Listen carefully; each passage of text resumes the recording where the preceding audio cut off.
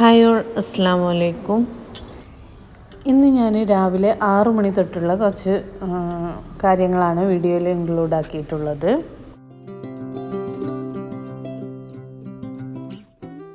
ഇന്നലെ ഞാൻ കുറച്ച് പച്ചക്കറികളും പിന്നെ അതേപോലെ ഫ്രിഡ്ജിൽ വെക്കാനൊരു സ്റ്റോറേജ് ബോക്സും വാങ്ങിയിട്ടുണ്ടായിരുന്നു. അത് ഇന്നലെ അങ്ങനെ കൊണ്ടുവന്ന് വെച്ചിട്ടേ ഉണ്ടായിരുന്നുള്ളൂ.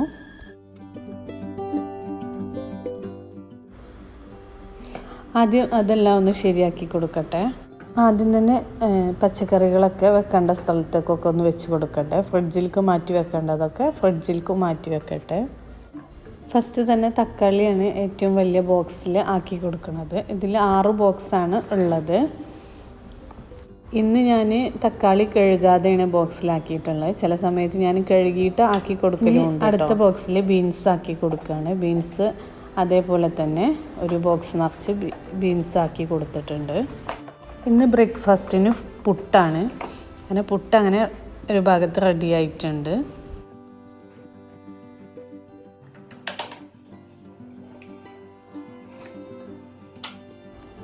പിന്നെ ബീൻസ് ബാക്കി ഒരു ബോക്സിലാക്കിയിട്ട് ബാക്കിയുള്ളതൊക്കെ ഞാൻ നന്നായിട്ട് കഴുകി എടുത്തിട്ടുണ്ട്. ഇനി ബാക്കിയുള്ളതൊക്കെ കട്ട് ചെയ്ത് വെക്കുകയാണ്. ഒരു ബോക്സിലേക്ക് കട്ട് ചെയ്ത് വെക്കും ചെയ്യുക. പിന്നെ ഇന്ന് ഉച്ചത്തേക്ക് ഉണ്ടാക്കാനുള്ളതും കൂടി കട്ട് ചെയ്തെടുക്കുന്നുണ്ട്. കറി മീൻ കറിയാണ് ഉണ്ടാക്കുന്നത്. എന്നാൽ രാവിലെ പുട്ടിൽ കൊടുക്കുക, ഉച്ചത്തേക്ക് ചോറിൽക്കും കൂടി 2 നേരത്തിനും കൂടി ഉള്ളതാണ് മീൻ കറി ഉണ്ടാക്കുന്നത്.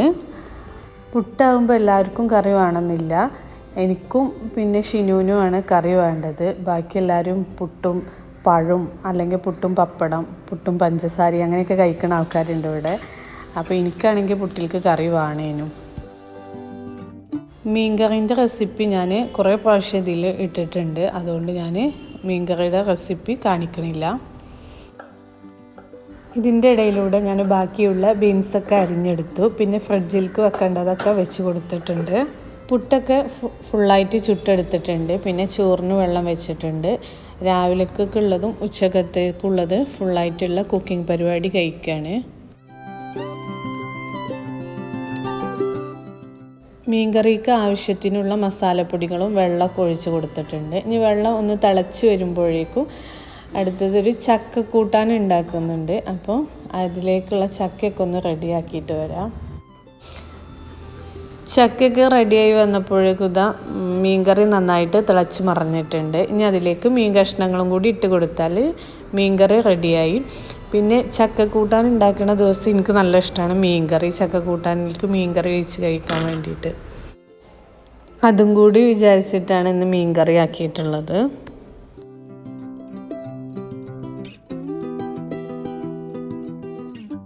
മീൻകറി റെഡിയായിട്ട് വാങ്ങി വെച്ചിട്ടുണ്ട്. ഇനി ഇവിടേക്ക് ബീൻസ് ഉപ്പേരി വെക്കുകയാണ്.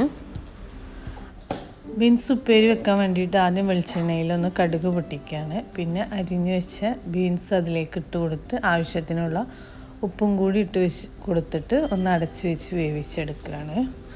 ഉപ്പേരി ഒന്ന് വെന്ത് കിട്ടുമ്പോഴേക്കും ചക്ക കൂട്ടാൻ ഉണ്ടാക്കാനുള്ളതൊക്കെ ഒന്ന് റെഡിയാക്കി കൊടുക്കുകയാണ്. അരിഞ്ഞു വെച്ച് ചക്ക കുക്കറിലേക്ക് ഇട്ട് കൊടുത്തിട്ടുണ്ട്. എന്നിട്ട് അതിലേക്ക് ലേശം മഞ്ഞൾപ്പൊടിയും ആവശ്യത്തിനുള്ള ഉപ്പും പിന്നെ പച്ചമുളകും കൂടി ഇട്ട് കൊടുത്തിട്ട് ചക്ക ഒന്ന് വേവിച്ചെടുക്കുന്നുണ്ട്. വെള്ളം ഒഴിച്ച് കൊടുത്തിട്ടുണ്ട് കേട്ടോ. ആവശ്യത്തിന് വെള്ളം ഒഴിച്ച് കൊടുത്തിട്ടാണ് വേവിച്ചെടുക്കുന്നത്.